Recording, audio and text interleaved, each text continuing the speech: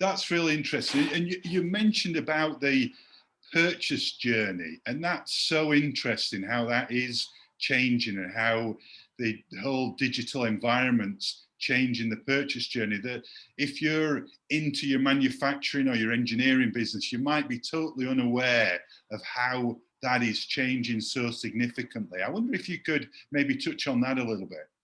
Yeah, so all the studies that you look at today, and this is going back for many years, so it's not a new thing, shows that the direction of travel is that purchase journeys, if you think about it, go back to a pre-web world. I know it's hard to remember, but go back to a pre-web world.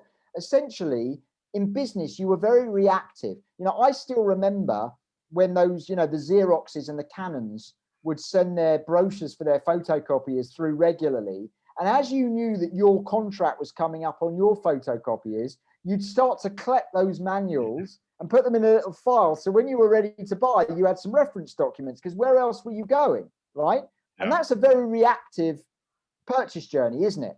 So, you know, and Xerox could then argue, well, if we don't make sure our brochures get in front of our clients at least once a month or once a quarter or whatever, we might lose out on some of that business, because it was very reactive.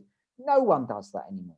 No one's interested in that material, because everybody knows that when they're ready to buy, they can go online and with some searches, they can uncover suppliers, uncover opportunities, and uncover those things. So more, and that's happening more and more. People are going, as websites have got more sophisticated, as we've now got more video online and all of those things, I can go even further through the purchase journey before I have to get a human being involved and start with people calling me back and trying to send me proposals and trying to come into my office, which we try and avoid until we need it. At some point we need it, but we try and avoid that.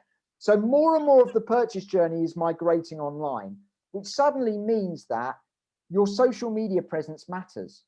Because, you know, if I go on LinkedIn to have a look around and you're not there, I don't miss you. I just go to the suppliers that are. Your website matters, because if I go and look at Google and I find some websites and yours is particularly unimpressive, actually I'll choose the suppliers that look better and look more competent. They might operationally be worse than you. Yeah. But, you know, that look online, the reputation you're building online matters, because that's how people start to go from 20 possible suppliers to the 4 they're going to call. And so suddenly, what I would say to all small businesses, even those that, you know, you often talk to business owners, well, I don't use Facebook and I don't use LinkedIn and I don't care. It's like, I know you don't care and that's okay, but unfortunately for you, your customers do.